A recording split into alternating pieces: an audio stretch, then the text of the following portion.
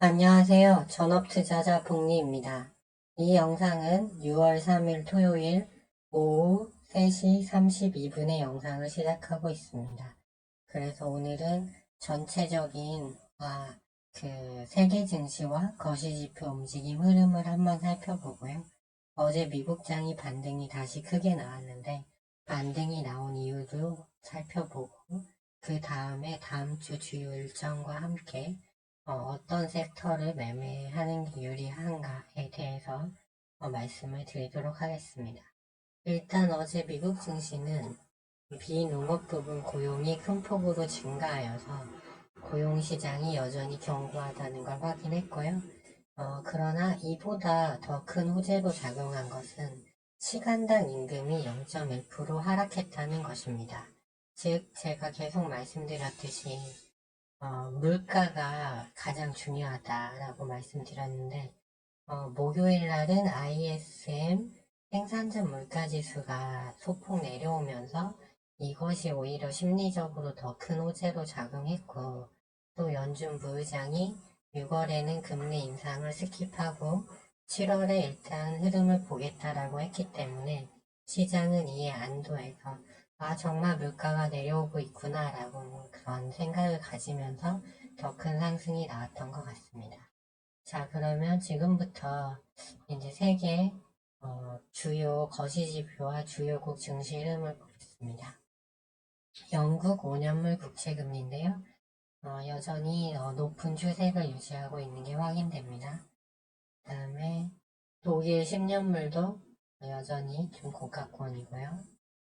미국 2년물은 목요일날 하락이 나왔다가 어제 고용이 너무 견고한 걸 확인하고 다시 소폭 반등이 나와서 일단은 오름 추세에 있는 모습입니다.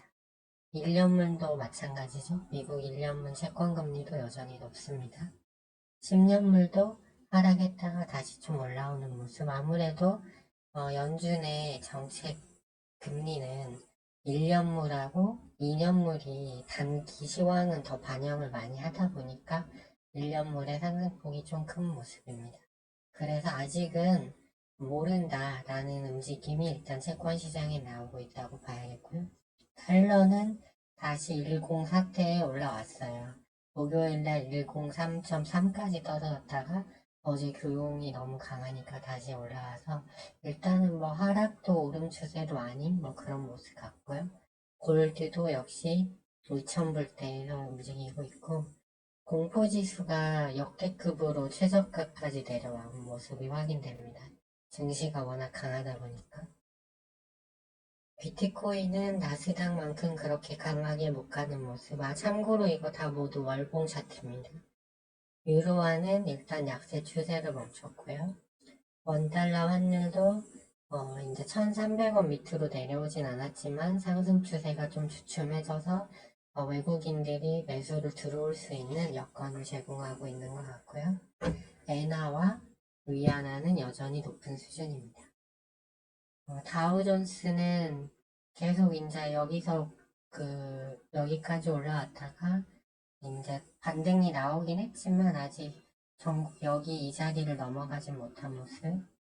S&P 500은 잘 올라오고 있죠. 그래서 여기서 이제 500포인트만 더 오르면 사실상 작년 전고점 위치. 나스닥도 어제 추가 반등이 나와서 여기서 조금 더 올라가면 이제 거의 작년도 거의 그 부분에 접근하게 되는 거죠, 고점에. 이에 반해서 나스닥 선물은 더 많이 올라와 있는 모습.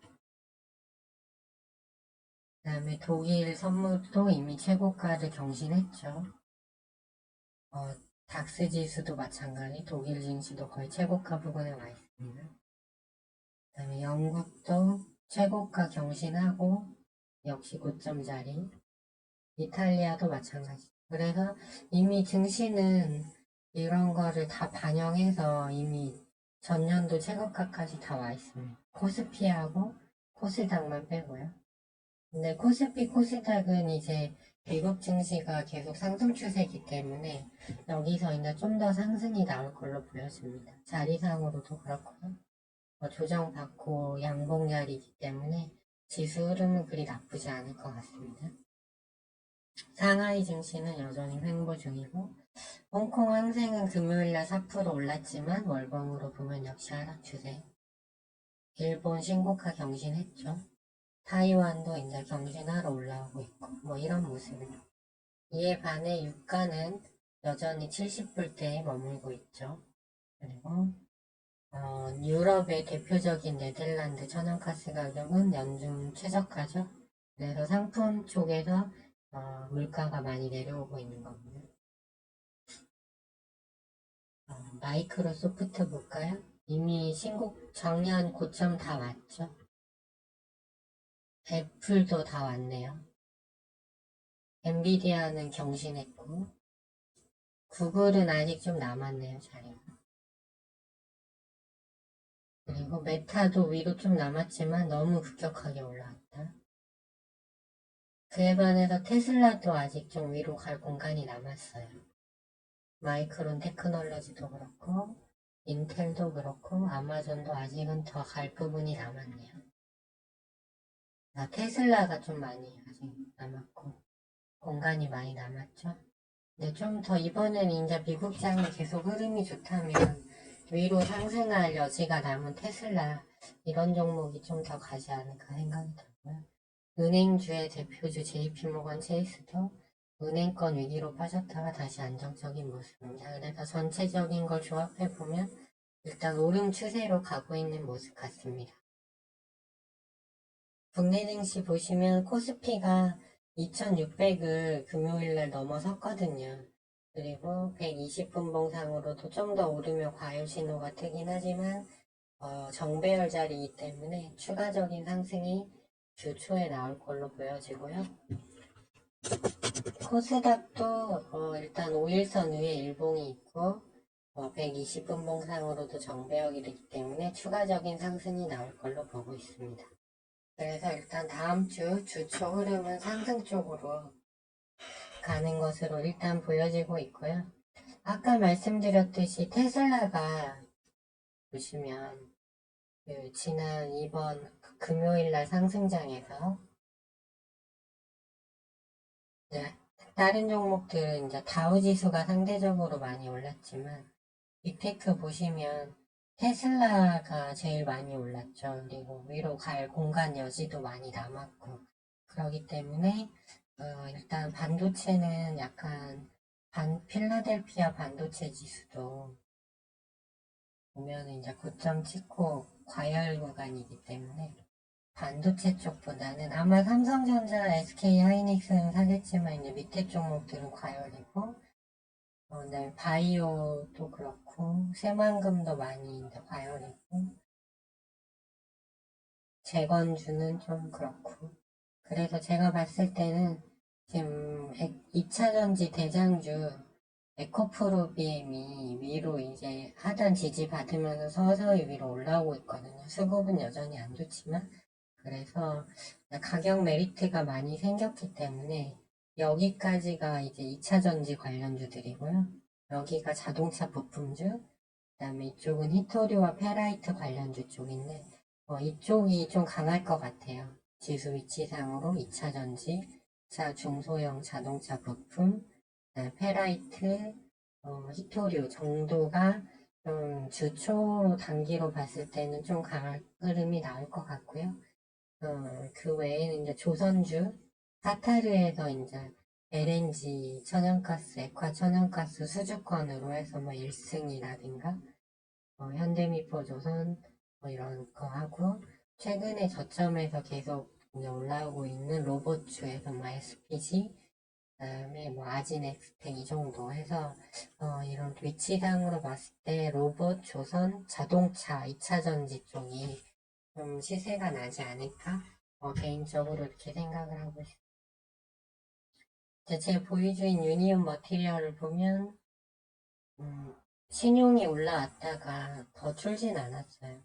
그렇지만 일단 120분 봉상 꾸역꾸역 마지막 지지라인을 지켜주는 모습이고 여기까지 5,400원까지 갔다가 하향으로 됐던 30분 봉이 일단 다시 우상향으로 바뀌었거든요. 그렇기 때문에 일단 여기서 일봉상 21선을 다시 회복할 수 있냐가 좀 중요한 자리 같고, 중국 쪽에서 뭔가 추가적인 뉴스가 나오면 좋다 이렇게 보고 있고요. 삼성전자는 좀 페라이트 쪽 분위기가 강한데 여기서 계속 등락 주다가 3만원 최대 매물대를 결국 돌파하지 못하고 또 내려왔어요. 근데 거래량도 없이 금요일날 빠졌는데 신용은 오히려 좀 더 늘었네요. 그래서 120분 봉상은 아직은 위로 올라가는 추세 흐름입니다. 주봉상으로도 그렇고 해서 그 문제는 없지만 30분 봉이 유니온 머티리얼과 다르게 살짝 내려오고 있죠. 그래서 하단 지지를 그었을 때 딱 지지돼야 되는 점점 고점이 높아지는 패턴이라면 여기서부터 다시 반등이 나와줘야 된다 이렇게 보고 있고요. 여전히 29,000원대를 돌파해줘야 하는데 여기를 계속 여기서 가로막히는 모습이다.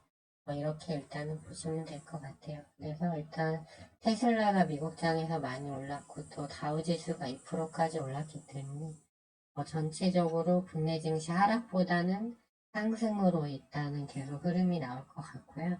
그렇게 봤을 때 2차전지, 자동차 부품주, 그리고 여기 페라이트도 이제 테슬라 쪽으로 포함되죠.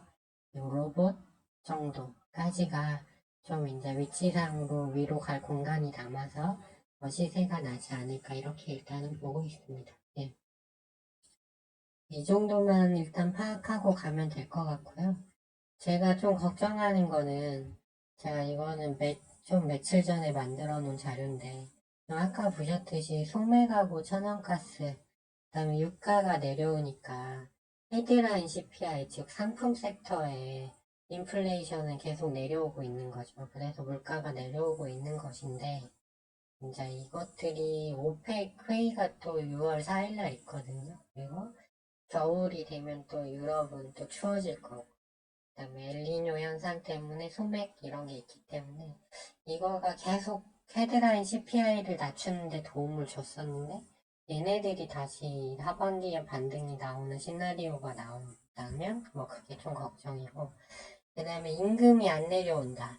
이것도 제가 이거는 이제 임금하고 임대료하고 임금이 중요하니까 근원 CPI에 과연 잡힐 수 있을까라고 했는데 어제 0.1% 임금이 내려왔죠. 그래서 시장이 환호한 거예요.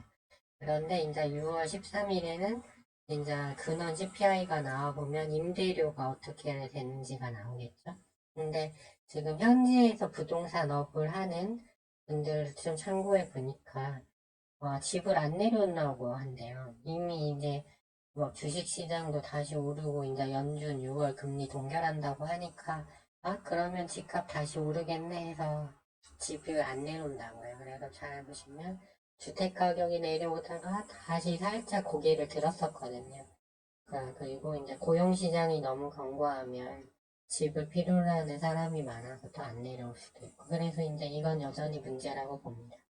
그래서 이제 이게 일단은 6, 7월까지는 이제 금리 동결 가능성으로 좀 더 이 근원도 내려오고 헤드라인 CPI도 예측치는 4.9에서 이제 4.5 밑으로 내려오는 거기 때문에 강세장은 이어질 수 있지만 제일 걱정되는 건 뭐냐면 이렇게 자산시장이 올라가면 기대 인플레이션이 높아져서 소비도 늘고 해서 물가가 다시 리바운드 될 수 있어요. 다시 거꾸로 잡힌 줄 알았는데 그래서 아마 연준은 올해까지는 이제 5.25% 금리를 계속 유지할 건데 시장은 이미 다 올랐는데 물가가 떨어지다가 다시 올라가는 이제 그렇게 되면 이제 주가도 가격 메리트가 없는데 연준은 금리를 더 올라야 되니까 그러면 진짜 이제 파국이 올 수 있거든요. 그래서 그때가 되면 저는 이제 비트코인 하방을 베팅할 건데